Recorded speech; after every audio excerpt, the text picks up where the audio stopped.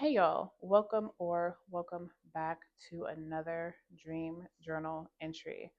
So, this dream, listen, it's a lot. This dream is kind of long, and I'm going to try to explain it as best I can and not take up too much time, but there's just a lot that went on in this dream. So, I had a doctor's appointment at 9 a.m., and I see this holistic doctor, and she actually ended up picking me up and taking me to her office. Now, on the way to the office, we passed this black woman and two children who were sitting on the side of the freeway, like under the overpass, right? And me and the doctor were making a U-turn, but there's this lady and these two children, homeless, I assume. The other thing to keep note of throughout this dream is that this lady, the doctor, has a clear coffee mug in her hand that has some kind of liquid in it. I believe it was tea. And she had two other ones in the center console. I don't know what they were. Um, she never offered it to me and I never asked. So just keep that in mind. So throughout this dream, this doctor is in a rush. She is in a hurry. Like everything is rushed, rushed, rushed. We get to the office building and there's another young woman there. And we head to these stairs. There's two sets of stairs, one on the left, one on the right. Now, the one on the left is much wider than the one on the right. The one on the right is extremely narrow. Okay. Now, the doctor goes up the one on the right, and the other young lady who's with us goes up the one on the left. And I'm standing at the bottom, like, who am I supposed to follow? But there's a sign in the middle, in between these stairs, that says no crossover, meaning, like, once you get to the top, you can't cross over. Like, you have to pick if you're going to go to the right or you're going to go to the left. But when you get to the top, you can't make the decision. You have to make that decision right there at the bottom of the stairs. Didn't have a choice. So I follow after the doctor up the narrow sets of stairs, the right side, because I'm just like, well, I'm here to see the doctor. I don't know where this lady is going. I don't know who she is. So I follow the doctor.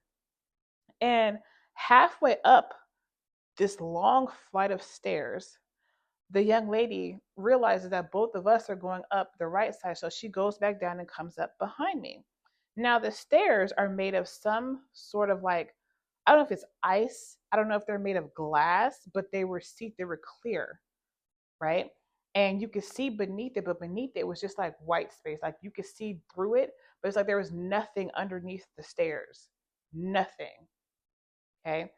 Now, going up these stairs, I'm going up the right side. Remember, I said it's very narrow. It's extremely narrow to where my hips are being pressed by the railing going up these stairs. It's very narrow, right? And it would have been best if I probably walked up sideways. But the only issue is the steps were very steep. They were extremely steep. And each step probably extends out as far as like the middle, maybe the middle of my foot. So it's like I'm kind of having to walk on my tiptoes. I can't actually put my foot flat down on the steps.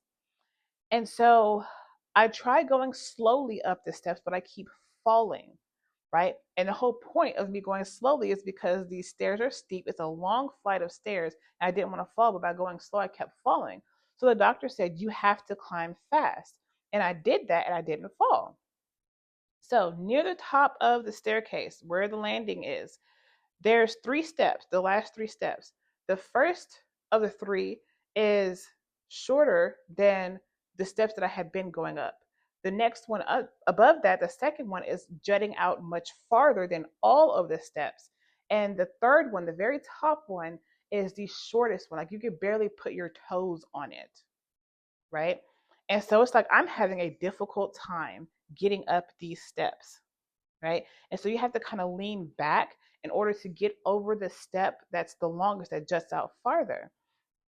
I know this is like not making sense, but there's a point. So once I get to the landing, I have to crawl on my knees because it's like an escalator.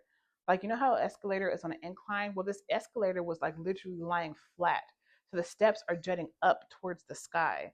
And I had to crawl over them because you couldn't walk on them. And the doctor said once I got to the top, it's like having to follow your ride around when you're out. I don't know what she meant, But I assume that she meant like if you're going out somewhere and are with someone else, they're driving, like you kind of have to go wherever they go because they're your ride. I don't know what she meant by that. Okay. I don't know. I don't know if it meant that, I had no choice but to follow her because I was there to see her for whatever reason. I don't know. So once we were at the top, I see that there was actually no crossover. There was none from one side of the stairs to the other. But what I did see made me mad that there was a bank of elevators. I'm like, I struggled up all these steps and there's a bank of elevators that I could have went up.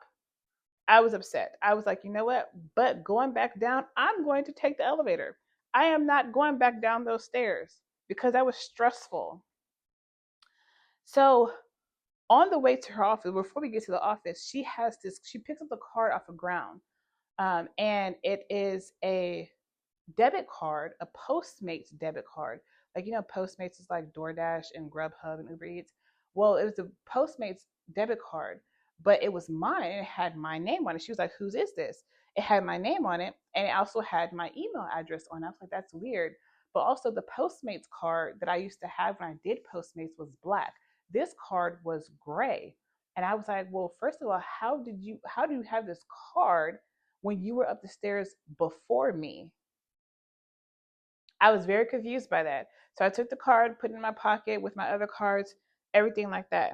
Now, she still has this cup of tea in her hand, mind you, that she had in the car. She still has it, right? So I'm like, this is like, what is this tea? What is this tea? So we get to her office, right? The doctor hands us paperwork and she tells us quickly to fill the paperwork out, which was a lot. It was a lot of paper, it was a thick packet. And the one young woman who was with me, the lady and her two children that were on the corner on the way to the doctor's office, that was her mother and her siblings. So the doctor gives her this stack of papers. I'm just like, whoa, shouldn't she have like four stacks because it's her two siblings, and her mom? And the doctor was like, no, she could just use the one to fill out for all of them, which I'm pretty sure is illegal because when you go to the doctor's office, if you have paperwork to fill out for you and somebody else, you're given two sets of documents. Not everybody's going to be on the same document, but that's neither here nor there. Okay. Now, I all of a sudden had to use the bathroom, and that's when I woke up from this dream. Now, the whole point of this dream is you need to make a decision. You have to make a decision. Are you going to go up the wide path with all these other people who you don't even know? But because everybody's going up that wide path, are you going to go up that path? Or are you going to go on the narrow path? Right? You have a decision. Which side are you going to choose? And this is fitting for in today's time because a lot of people are trying to, straddle the fence. But the thing is, once you pick a side, there's no crossover. You can't go back and forth. In Revelation, Yahusha said, I would rather you either be hot or cold, not both, not lukewarm.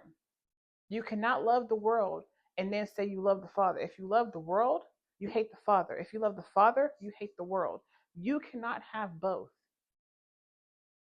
And right now is the time to choose which side are you going? Where are you going? The other thing about the lady being in a rush in the dream is that for me, it could have been that, oh, you're about to wake up. I need you to come on, hurry up. Because the paperwork that she gave us was like bright white.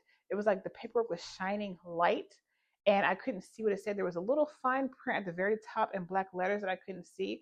But because the paper was like holding like a light, like a star or something bright in my hand, I couldn't see what it said. But also, her rushing is like, there's not a lot of time left to make a decision. There's not. That's like me standing at the bottom of the stairs choosing which side I'm going to go on. And the thing is, it was obvious to me to follow the doctor because that's who I was here to see. This other lady, I don't know her. I don't know where she's going. I've never been to this building before. I have no clue. So clearly, I'm going to follow the person who brought me here. That's who I'm going to follow. The person who brought me here. Because who brought me here on earth? The Father. So we have to pick a side. You do not have a lot of time left. We are in the days of Noah, right? The people laughed at Noah And they didn't think that things were going to happen the way that they did until it was too late. So it started raining. And it started raining a lot. And it started flooding. And next thing you know, they're drowning in water. It was too late for them at that point to choose. The door of the ark had been sealed. Nobody else could get in. It was too late. So choose a side. You have to choose a side.